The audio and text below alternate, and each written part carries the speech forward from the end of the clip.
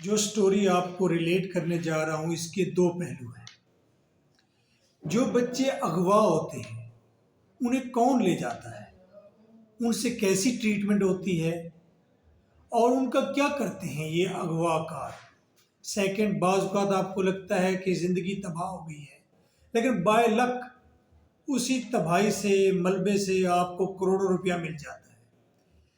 Salimi 3 दिन, ईद के 3 दिन मुझे अपनी स्टोरी सुनाता रहा। दैट इज़ अपॉलिंग स्टोरी, ये रियल स्टोरी है। सलीमी राजगढ़ का रहने वाला था। सलीमी के वालिदैन गरीब थे, कुछ ज़्यादा अमीर नहीं।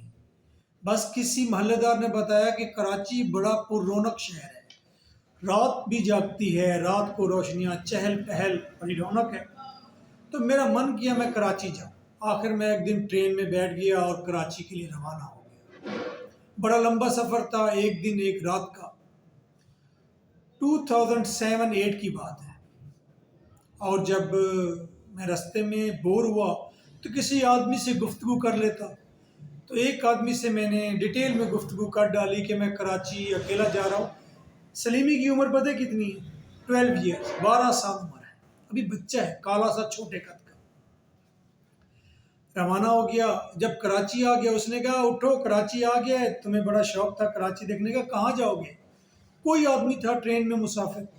मैं यहाँ वहाँ मत करो, मेरे साथ चलो। कहाँ? भैंस कॉलोनी।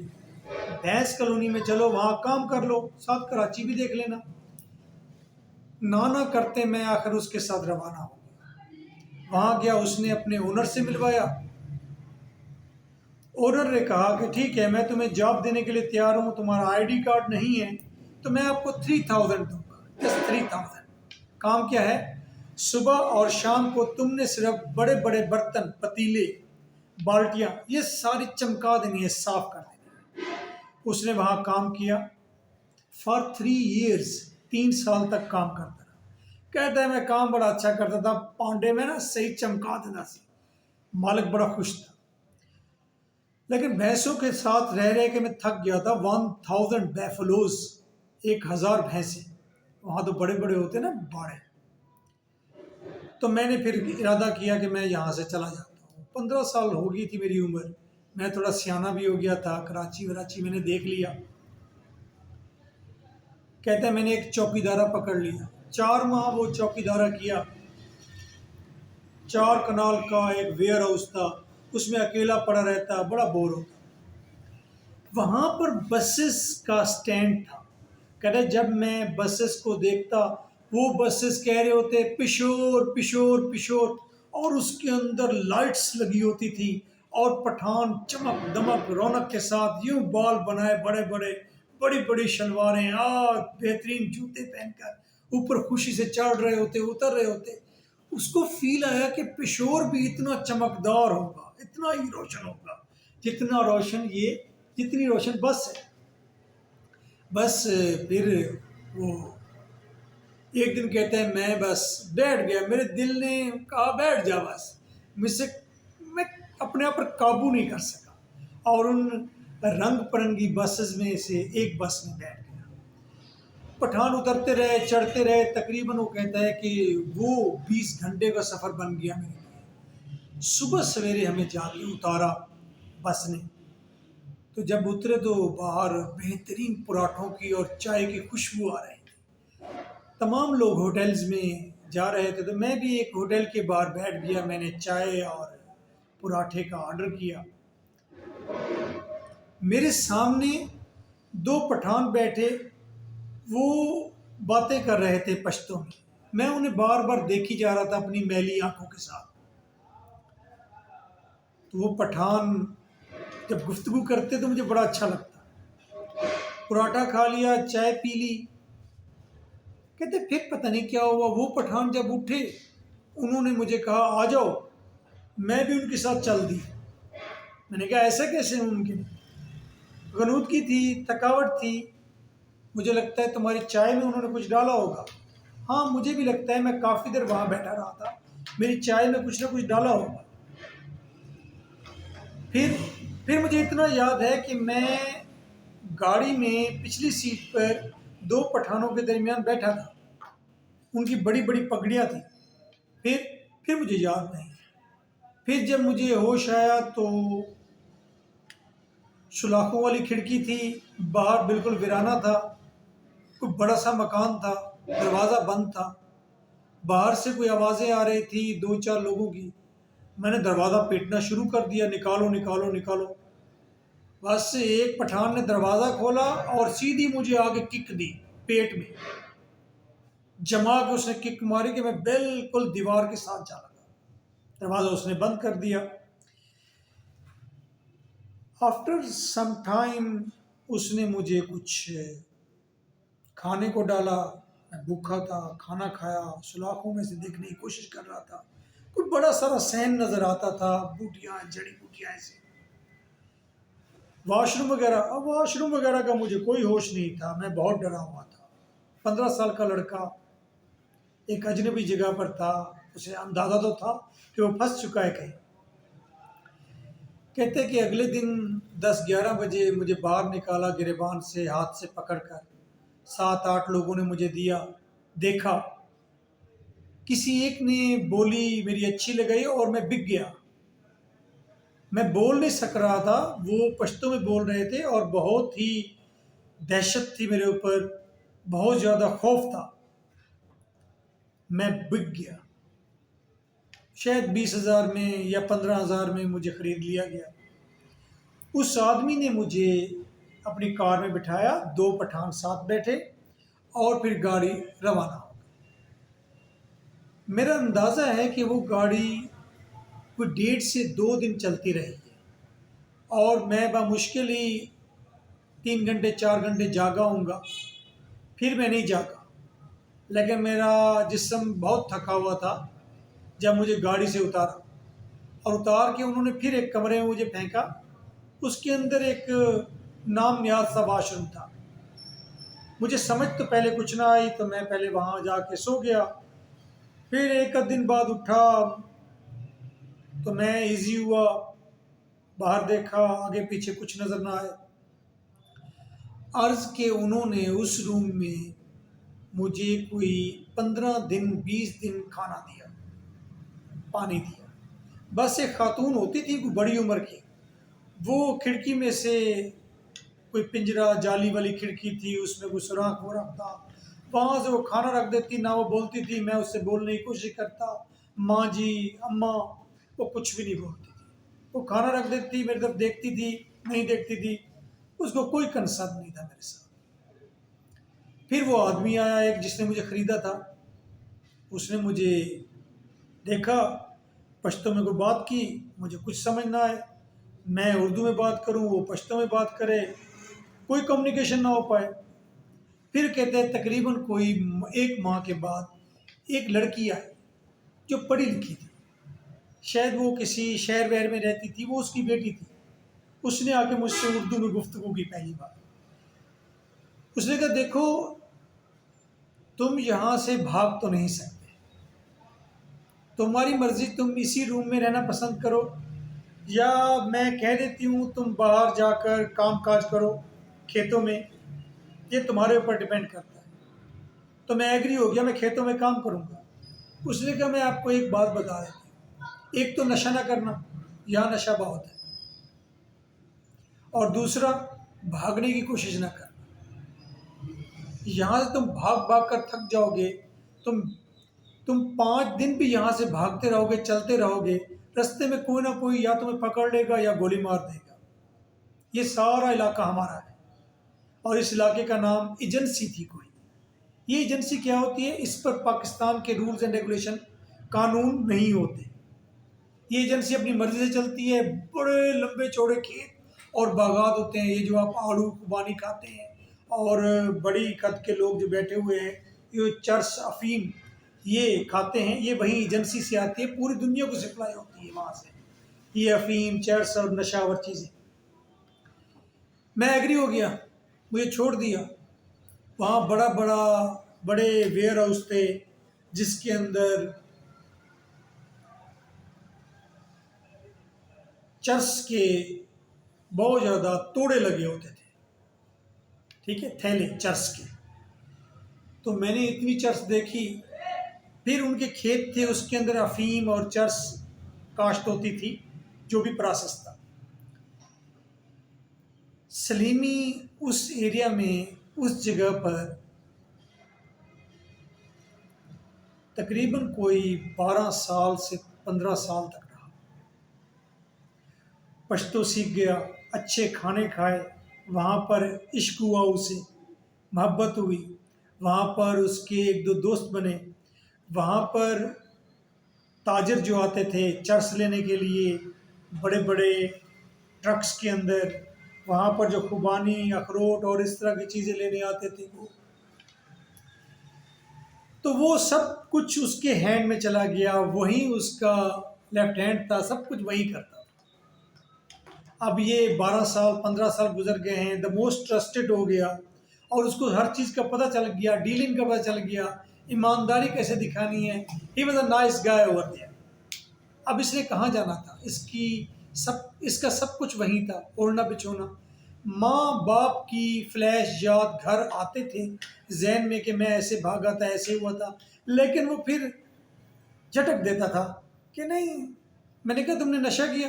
हाँ, मैंने एक मरतबा दो मरतबा नशा किया। मैंने कहा कि मैं करके देखूँ कैसा है, लेकिन मुझे खूब मारा गया और मना किया गया। उन्होंने कहा हम आपको गोली मार देंगे, सिंपल।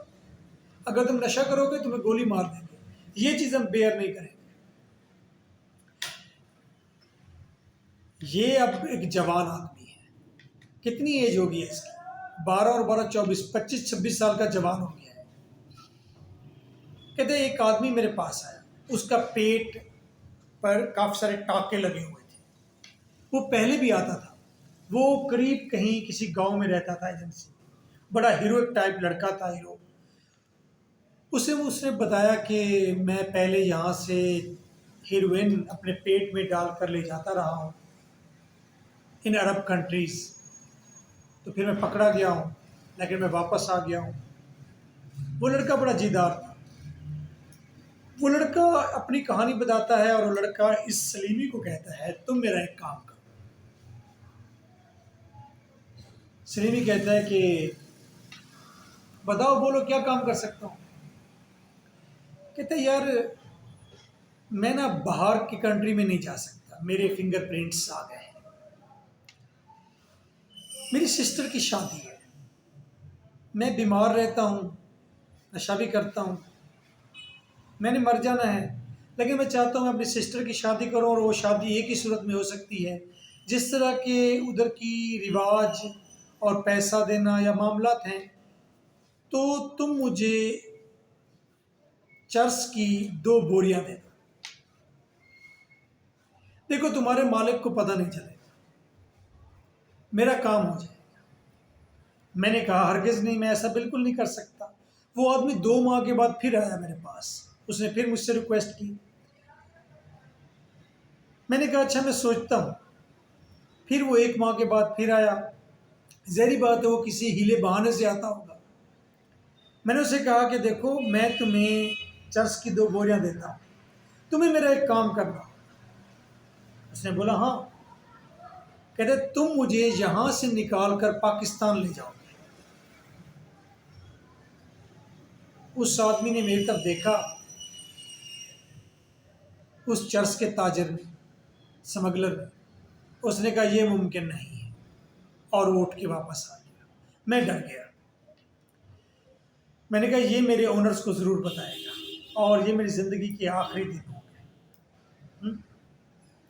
तो मैं खौफ तले जीता रहा, वो भी महीना 1.5 महीना नहीं आया। कहते आफ्टर 2.5 मंथ तकरीबन वो फिर आ गया। उसने कहा मैं तुम्हें निकाल कर ले जाऊंगा। मैंने कहा इसकी गारंटी क्या है? उसने कहा ये मेरी ज़बान है, मैं तुम्हें ले जाऊंगा। मैंने कहा ठीक है, तुम्हें कब बोरियां चाहिए? हमने तय कर लिया। रात के अंधेरे में मैंने बोरियां एक ख़ास जगह पर जाकर ट्रांसफ़र कर दी, और वो वहाँ से उस कमिटेड टाइम पर वहाँ से ले गया। और उसने बोला कि मैं तुम्हारे पास आऊँगा आफ्टर 6 मंथ्स। 6 मंथ्स उसने वेट किया कि आइदर वो बंदा वापस आता है या नहीं आता। क्या वो उसके मालिकों को बता देता है या वो उसे लेकर जाता है? लेकर जाएगा तो पाकिस्तान में क्या हो रहा होगा, मैं अपने घर कैसे जाऊंगा, उस धरती पर कदम कैसे रखूंगा। फिर ख्याल आता रास्ते में मैं मारा जाऊंगा, फिर ख्याल आता कि मैं पकड़ा जाऊंगा, पकड़ा जाऊंगा तो क्या होगा। कितने वसवसों में वो जीता रहा। वो 6 माह के बाद मर्द का बच्चा आ गया है। उसने कहा कि जी, उसने कहा जाना है। उसने कहा खतरात हैं, बहुत ज़्यादा है खतरा, लेकिन मैं तुम्हें पाकिस्तान पर पहुंचा दूंगा। या मैं और तू दोनों मर जाएंगे या तो पाकिस्तान पहुंच जाएगा, मेरी गारंटी नहीं है। मैं तो डेफिनेटली उसके बाद मर ही जाऊंगा, क्योंकि जब मैं तुम्हें छोड़कर वापस आऊंगा ये लोग तो मुझे कभी नहीं छोड़ेंगे, और मुझे कहाँ जाना है ये मैंने डिसाइड करना है। That was a very strange situation. तो हम किस दिन निकलेंगे उन्होंने तय कर दिया। उसने कहा, सलीमी ने कहा, अब निकल तो वैसे रहे हैं, जिंदगी तो पूरी दाव पर लगा दी है, तुम क्या ऐसा नहीं कर सकते कि तुम 2 बोरियां चर्स की और ले जाओ और तुम उन्हें इस्तेमाल करो। वो भी कारीगर था। उसने कहा फिर 2 बोरियां क्यों, तुम मुझे एक पूरा डाला भर कर दो, उसके बदले में मैं तुम्हें पाकिस्तान में पैसा दिलवाऊंगा, पाकिस्तान में ही दिलवाऊंगा अगर बच गए तो। ये तो एक मजे की गेम हो गई।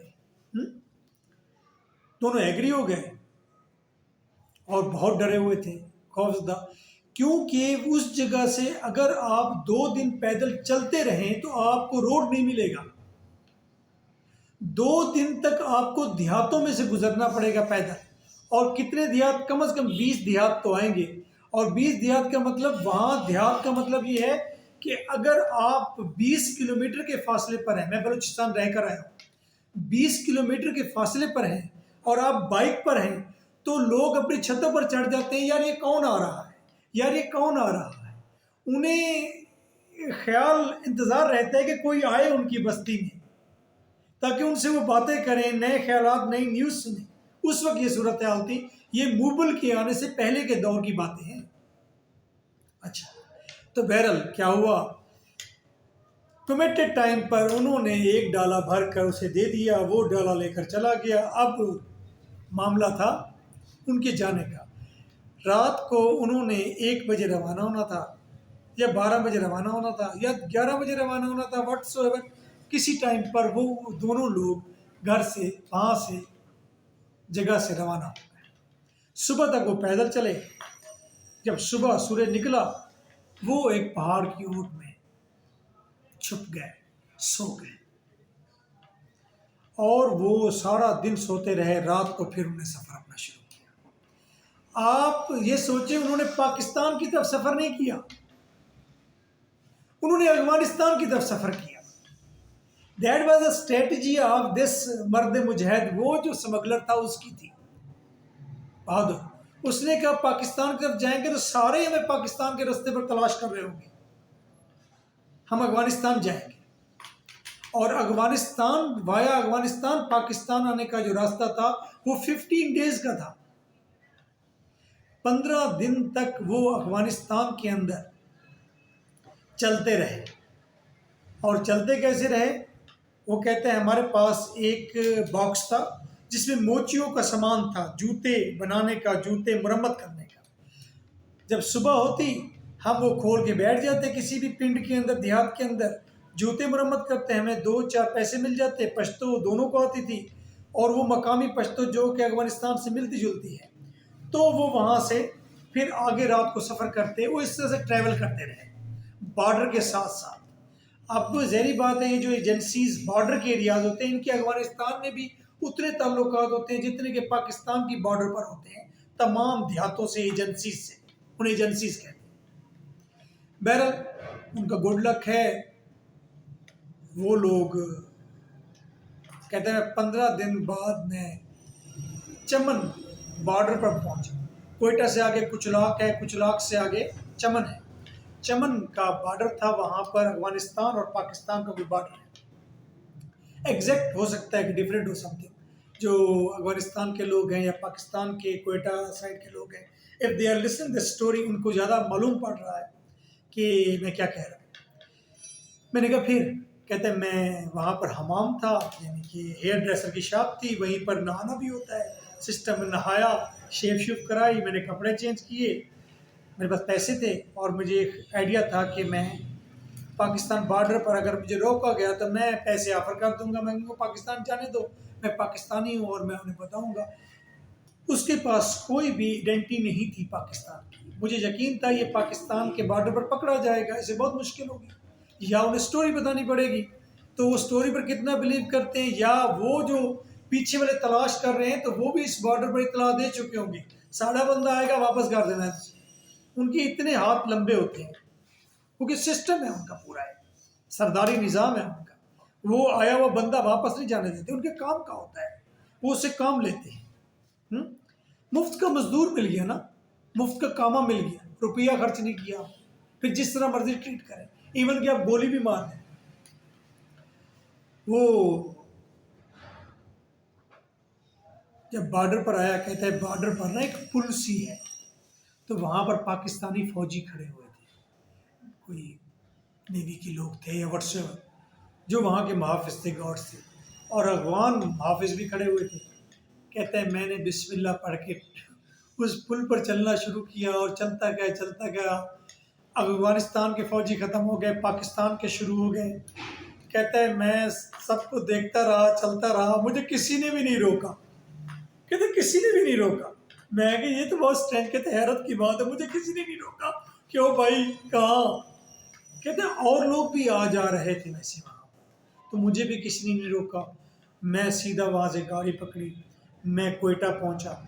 कोयटा से मैं आ गया DG Khan. DG Khan is the centre of the Pakistan. आपको किसी भी सूबे में जाना होता है तो डीजी खान में होकर जाना होता है, इवन बलूचिस्तान। तो डीजी खान पहुँच गया, तो वहाँ मुझसे सब्र नहीं हुआ, मैं स्टे नहीं कर पाया, मैं जीत चुका था। तो मैं वहाँ से आ गया लाहौर। लाहौर आया जब मैं, अपने घर की ताप थी, मैं 15 साल बाद अपने घर आ रहा था। कहते हैं मैं जब अपने घर के पास पहुंचा तो इट वॉज 11 ओ क्लॉक, 11 बजे का टाइम था, 11 ओ क्लॉक। कहते हैं मेरी माँ ने घर के बैठक में एक दुकान डाल रखी थी, परचून की, करियाना की दुकान। बाहर एक बेंच पड़ी हुई थी। मैं आया, मैंने अपने घर को ताका, हमसायों को देखा, तो आसार मुझे पक्का हो गया ये घर मेरा है। तो कहते हैं कि मैं उस दुकान की बेंच पर बैठ गया। मैंने अपनी माँ को देखा, बूढ़ी हो गई थी, कुछ दुकान में कर रही थी, चीज़ें सेट कर रही थी, उससे बाहर झांका मुझे, फिर अपना काम किया। मैं उठा, मैंने अपनी माँ को देखा गौर से, मेरी माँ ने कोई रिस्पांस ना दिया, उसने इधर इधर आंखें कर ली। कहते मैंने चीज़ ली, चीज़ लेके उस बेंच पर फिर बैठ गया खाने के लिए। दिल यहाँ तक ऐसे भरा हुआ था, हैं? कहते मेरी माँ दुकान से बाहर निकली और वो भी आके बाहर धूप में बैठ गई। These were winter winter days, तो धूप सेकने के लिए वो भी साथ बैठी। कहती मेरी माँ मेरे साथ बिल्कुल बैठी थी। वो ख्वाब जो मैंने 15 साल देखा था कि कभी मैं अपनी माँ से, बाप से, बहनों से मिल पाऊंगा, तो मेरी माँ ने मुझे बताया कि उसके हस्बैंड की डेथ हो गई है। मैं पूछा माँ जी ये दुकान कदों दी पाई है तुसी? उसने कहा 7 साल 8 साल हो गए हैं जब से मेरे हस्बैंड की डेथ हुई। मुझे पता चला मेरे वालिद की डेथ हो चुकी है। तो मेरी आंखें नम हो गई, लेकिन मैं कंट्रोल कर रहा था। एक रंग जा रहा था, एक रंग आ रहा था। तो मैंने माँ की बातें सुनी, वो फिर दुकान में चीज़ें देती, फिर वापस आके बेंच पर बैठ जाती, मैं भी वहाँ पर जम के बैठ गया, उठने का ना। तो मुझे मेरी माँ कही तू कौन है, कहाँ से है? मैं इधर ही कहीं से रहता हूँ, तो मैं वैसे ही आया हूँ। वैसे ही माँ जी बैठा। तो माँ जी अपनी कहानी मानी सुनाती रही, 2 घंटे गुजर गए। तो मैं अपनी माँ की आंखों में देखूं, मेरी माँ मुझे देखिए फिर शर्मा जाए, इधर उधर आंखें कर ले। तो कहते हैं मैंने अपनी माँ से कहा माँ जी मैनू सियाना जे, यानी कि मुझे पहचाना है? तो कहते मेरी माँ मुझे देखती है और कहती है, नहीं पुत्र मैं तो तेनों नहीं सियाना, मैं तो तेनों नहीं सियाना। कहते मुझे हैरत हुई, मैं हैरान हुआ, ये कैसे मुमकिन है कि एक माँ अपने बच्चे को देखे चाहे 100 साल बाद देखे और पहचाने ना, ये कैसे मुमकिन है। मैं क्या माँ जी, मैं सलीमी हाँ, सलीम थोड़ा पुत्र। कहता उन्होंने मुझे दूर से ऐसे करके फिर देखा, उसने मुझे फिर देखा तो उसने जोर से ऐसे धाड़ लगाई। तो घर के अंदर से सारे अफराद बारी बारी निकल आए, मोहल्ले वाले निकल आए। कहते हैं उसने मुझे यहाँ से पकड़ा, सीने से लगाया, रोई। जो ही आए पूरा मोहल्ला मुझे पकड़ पकड़ के देखे, मुझे ऐसे जैसे मैं कोई बकरा हूँ जो गुम हुआ मिला हूँ। तो वो हैरान हो को यार, हम सोचते थे ये तो मर गया होगा, कहीं गुम गया, ये तो कभी वापस नहीं मिलेगा, ये कहाँ से वापस आ गया, घर गया मिला। और फिर आहिस्ता आहिस्ता आहिस्ता आहिस्ता मैंने उनको ये दास्तान सुनाई कि किस तरह मैं अगवा हुआ, क्या क्या मेरे साथ ट्रीटमेंट हुई, किस किन किन मुश्किलात को मैंने फेस किया, और बाय लक मैं यहाँ पहुँच गया। और बाय लक वो शख्स जिसने उससे पूरा का पूरा एक डाला लिया था चर्च का, वो कहता है कि 3 साल बाद मुझे कुछ लोग आकर मिले और उन्होंने मुझे एक अदद ट्रक दिया, खाली ट्रक, ठीक है, और मुझे तकरीबन कोई 3-4 करोड़ रुपया दिया, ठीक, कैश की सूरत में, कमरे में बिठा कर कि ये तेरी अमानत है, और उस बंदे की डेथ हो गई है, ये हमारे पास जो अमानत है ये उसने महीना पहले हैंड ओवर की। That is fine, that was a story. इस स्टोरी में एक बात और है, आप मुझे बताइएगा इस स्टोरी में कसूर किसका है, वालदैन का